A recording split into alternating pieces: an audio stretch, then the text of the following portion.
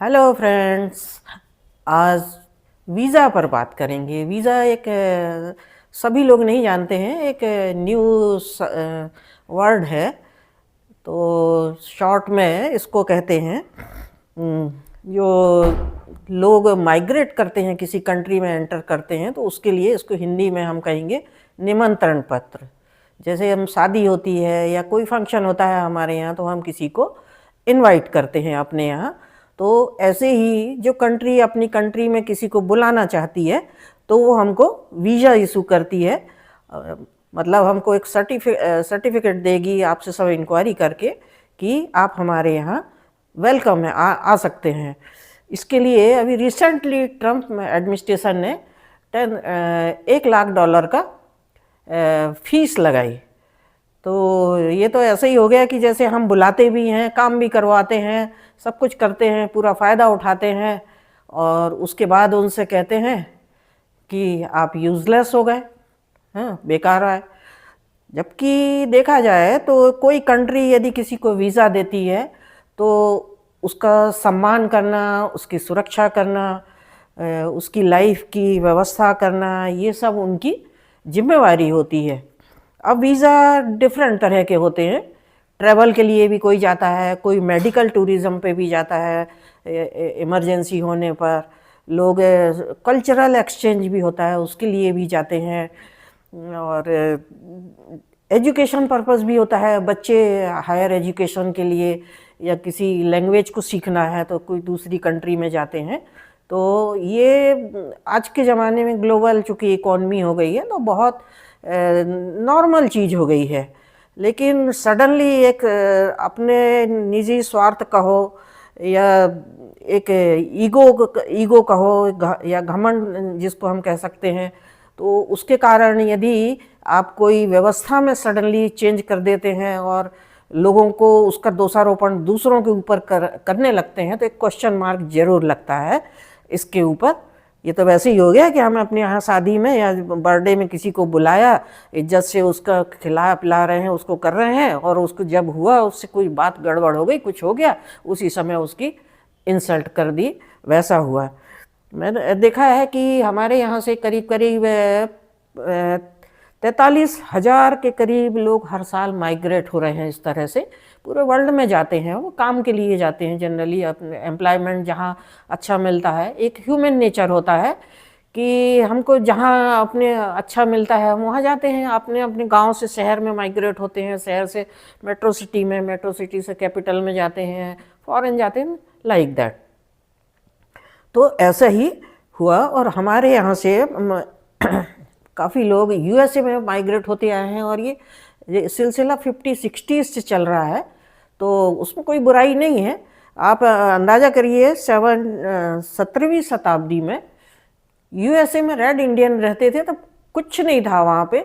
बाद में धीरे धीरे यूरोपियन, फ्रेंच, पुर्तगीज़ कॉलोनी वाले गए, हमारे यहाँ भी आए, तो उससे धीरे धीरे डेवलपमेंट हुआ, एक्सचेंज हुए, कल्चर एक्सचेंज हुआ, बिजनेस भी डेवलप हुए, और मेडिकल में भी रिसर्च हुई, उन मटेरियल एक्सचेंज हुआ, ट्रेड बढ़ा। सबसे बड़ा तो ट्रेड बढ़ा, जहाँ सरप्लस होता है वहाँ से जाता है। तो यही यूएसए के भी साथ हुआ था।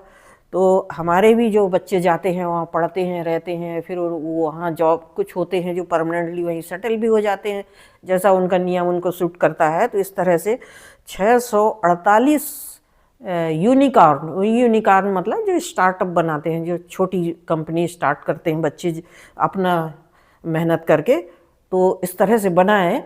उसकी वैल्यू कम से कम 195 बिलियन के करीब उनकी वो वैल्यू हो गई है।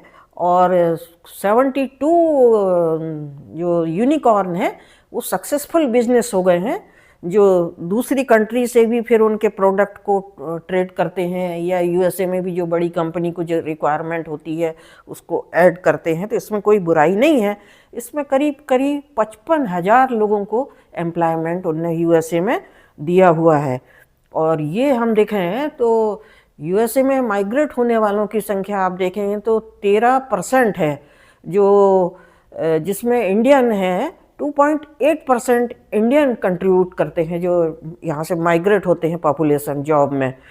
तो ये हमारा वो था जिसमें मैं बताऊँ आपको कि सबसे ज़्यादा एम्प्लॉयमेंट वहाँ पे होटल इंडस्ट्री ने दिया है। 60% जो होटल रन होती हैं वो इंडियंस के द्वारा होती हैं, और 700 बिलियन के करीब उनका रेवेन्यू जनरेट करते हैं, और 4 मिलियन के करीब जॉब, छोटे बड़े सब तरह की जॉब देते हैं। आप अंदाज़ा करिए कितना बड़ा पॉपुलेशन है जो होटल इंडस्ट्री को रन कर रहा है। इसीलिए आपने देखा होगा कि हमारा जो फूड से रिलेटेड जो प्रोडक्ट हैं सबसे ज़्यादा, या वैरायटी, खाने में जो वैरायटी है वो आप देखेंगे पूरे वर्ल्ड में पहुंच गई है और सक्सेसफुली बिजनेस कर रहे हैं।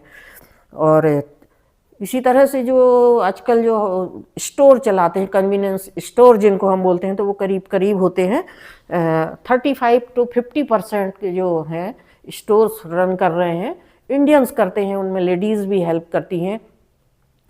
तो ये सबसे अच्छा वहाँ का एक बिजनेस हो गया है। तो इस तरह से काफ़ी माइग्रेशन हुआ है। तो अब अमेरिका को सडनली, ट्रम्प को ये लगा कि ये लोग आके हमारे यहाँ जॉब ख़त्म करते हैं, लेकिन जॉब ख़त्म नहीं करते हैं। रामकृष्ण जो हमारे यहाँ के चेन्नई के एक इंजीनियर थे, वो गए थे, तो उन्होंने ये बताया कि वो सलाहकार भी हैं ट्रम्प के, तो उनके एक डेविड सेक करके जो हैं पेपल जो कंपनी है उसके फाइनेंशियल एडवाइज़र हैं, और ये आर्टिफिशियल इंटेलिजेंस की है। उनने ये बताया कि आप पढ़ते नहीं हैं, इसीलिए दूसरे लोगों को जॉब देना पड़ता है। अमेरिकन यदि नहीं पढ़ेंगे तो जॉब दूसरा आदमी तो करेगा ना, तो ये गलती आने वाले की नहीं है, उसको तो आपने बुलाया है इसीलिए। तो ये बात सही है। इसका आप जस्ट अपोजिट करके देखिए।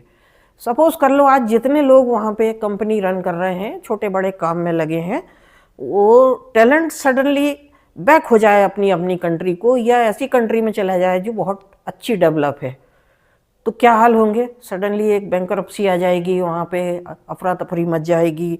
तो ये कहना है कि ये आए हैं तो हमारे यहाँ इनका स्वार्थ है, ये पैसे कमाते हैं, ये कमाते हैं, दैट इज़ रॉन्ग। तो अब ये एक और डोजी एक डिपार्टमेंट उनने बनाया हुआ था, उसके विवेक स्वामी हैं, तो उन्होंने यही शब्द कहा है कि आप लोग पढ़ते नहीं हैं इसीलिए वो आते हैं।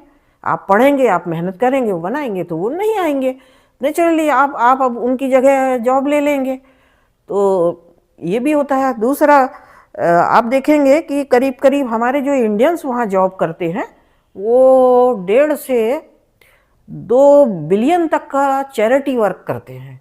जैसे हमारे यहाँ एक देखा होगा, सारे जो इंडस्ट्रियलिस्ट भी हैं, या मंदिरों में देखोगे, स्वर्ण मंदिर देखो, आप किसी भी जगह में आप देखोगे चैरिटी वर्क ज़रूर होता है। तो भंडारा होते हैं, खिलाते हैं, फेस्टिवल पे दान देते हैं। तो ऐसे ही ये लोग भी वहाँ उसमें चैरिटी वर्क करते हैं। तो ये एक बहुत बड़ा कंट्रीब्यूशन है, इस बात को रिकॉग्नाइज उनको करना पड़ेगा। उनके मिशियो काकू करके उनके एक थेरेपिस्ट थे, फिजियोसिस्ट थे उनके, उन्होंने ये कहा था कि ये जो वीज़ा होता है ये आप अमेरिका का बहुत अच्छा हथियार है, और यदि ये नहीं होता तो आप अमेरिका को ग्रेट नहीं बना पाते। ये उन्हें 2011 में कहा था, उनके राष्ट्रपति से जब बात हो रही थी। तो ये आज यदि अमेरिका देखेंगे ग्रेट बना है तो वीज़ा के कारण बना है, आपकी जो पॉलिसी इसको कारण है, और उसको सडनली आप बैक कर देते हैं। तो ये तो ऐसा होगा, अपने पैर पे कुल्हाड़ी मारना होगा। उनको समझाने की उन्होंने कोशिश की है। तो इस तरह से ये इनकी जो व्यवस्था है वो कहीं से भी ठीक नहीं लगती है कि पूरा दोषारोपण दूसरी सदी दूसरे के ऊपर कर देना। आप यदि देखेंगे तो सऊदी अरेबिया देखिए, यूएई देखिए, मिडिल ईस्ट की जितनी भी कंट्री हैं, ये क्या थे? ऊंट घोड़े के रेगिस्तान थे, चरागाह थे। आज देखो वहाँ बिलियंस डॉलर का इन्वेस्टमेंट हो रहा है, तो कौन कर रहा है? बाहर से आए हैं। कंपनीज जो रन कर रही हैं वो बाहर से आई हैं, वो कर रही हैं। तो ये एक उनकी कंट्री का डेवलपमेंट भी हुआ। जब कोई लोगों का आदान प्रदान होता है तो इसके बहुत सारे फायदे होते हैं। कल्चरल एक्सचेंज होता है, टैलेंट आता है, और भाषा होती है, इकोनॉमिक डेवलपमेंट होता है, मेडिकल होता है। हाइब्रिडाइजेशन तो प्रकृति का नियम है, प्रकृति इवॉल्व ऐसे ही हुई है। तो एम्प्लॉयमेंट जनरेट होता है, एक्सपोर्ट इंपोर्ट बढ़ता है। तो इस तरह से माइग्रेशन हार्मफुल नहीं होता है कि ये आप इस तरह से माइग्रेशन के ऊपर सडनली वो कर दें। और ये तो फिर इकॉनमी को 90 में ओपन करने के लिए इन लोगों ने सारी कंट्री को बाध्य किया, और आज सडनली इनके दिमाग में आ गया है कि हम सब क्लोज करते जाते हैं। तो ये कहाँ तक जस्टिफाइड है? इसका मतलब है आप अपने पावर का मिसयूज कर रहे हैं। तो ये हमें आज मैं वीज़ा के विषय में आपको बोल रही थी कि समझना चाहिए। और फिर भी इसके बाद भी मुझे ऐसा लगता है कि हमारी गवर्नमेंट इतनी प्रयास कर रही है अपने देश के डेवलपमेंट के लिए। जैसा मैंने बताया कि 648 यूनिकॉर्न हमारे इंडियंस ने बनाया है, जिसमें से 72 सक्सेसफुल हैं, जिनसे हम भी सामान लेते हैं। सपोज कर लो ये लोग आज हमारे यहाँ का रिसर्च करें, हमारे यहाँ का आके काम करने लगें, तो हमारा इंडिया तो वैसे ही ग्रेट हो जाएगा। जैसे ट्रम्प का ये कहना है, मागा मागा मतलब मेक अमेरिका ग्रेट अगेन। क्या कहना चाहिए? Make America first again.